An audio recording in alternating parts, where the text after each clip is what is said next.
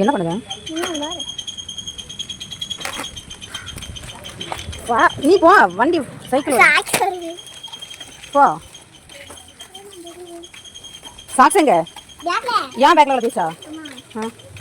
ஏய் கிடக்கு அண்ணாவை காட்டுல. அம்மா இது உடி தேவையே இல்லை. அம்மா என்னைய விட்டுலாம் நான் தூக்கி போனேன்.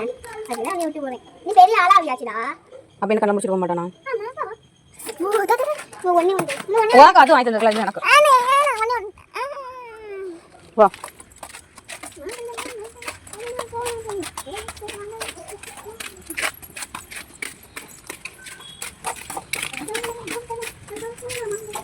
திரும்பி பாரு.